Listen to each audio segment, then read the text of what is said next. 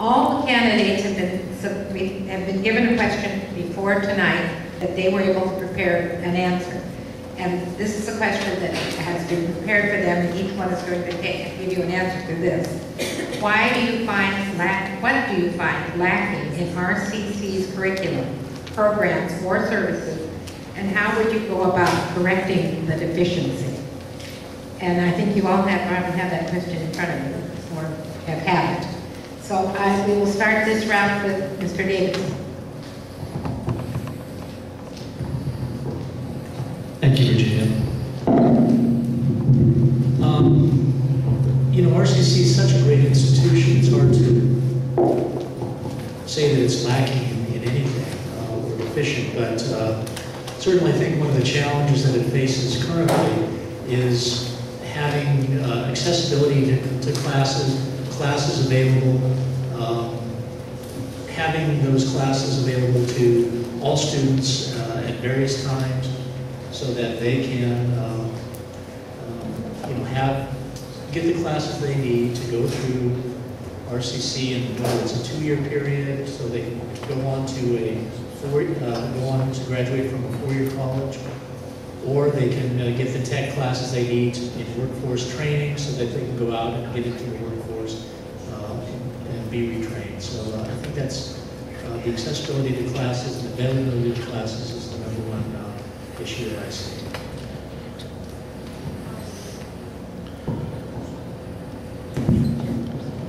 I'm going to answer the question with 3 answers. The first one in the question is curriculum and programs. First of all, you need to understand if I get a complaint about curriculum or programs, it's my responsibility as a board member to deliver that to the chancellor. Otherwise, it can be perceived as micromanagement. And that chancellor then obviously will research it and see whether if that is true, if it is true, he will solve the problem. That's his responsibility, and then get back to the board with an answer.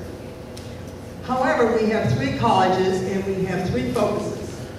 We have Moreno Valley is allied health, we have Norco is industrial technology, and we have RCC with cosmetology, with automobile mechanics, with nursing, and we have a culinary program. So we are focused on 3 different colleges and 3 different specialties. The other thing I'd like to say is, I was informed when I got on the board that we lacked services in veteran services. And so I've been very instrumental in getting the colleges to look at veteran services and really serve them. And right now, RCC is a certified veteran service office. And so the other thing is, of course, is budget. We don't have a budget.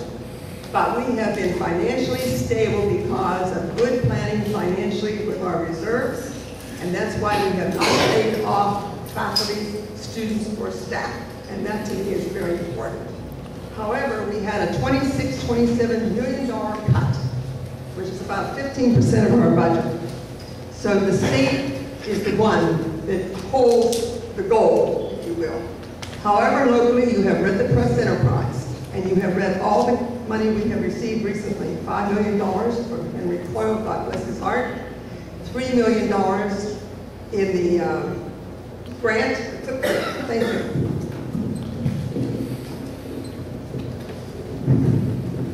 Okay, well, what I think is what we're lacking is there's 64,000 of our fellow residents in the RCCD district that had their American dream foreclosed on by this economy. We have to do something to address those individuals.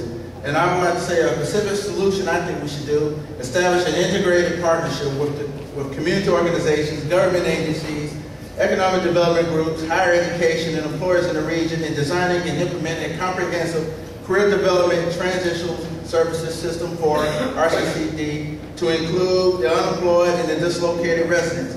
Also, I think we could do is create a 21st century workforce development center called the RCCD Career Development Transitional Center, a support system for unemployed and dislocated residents affected by the economic recession. The new transitional centers would expand capabilities of the existing career services, offering educational support systems to unemployed and dislocated residents in the community who wish to pursue a college degree or other credentials to support retraining.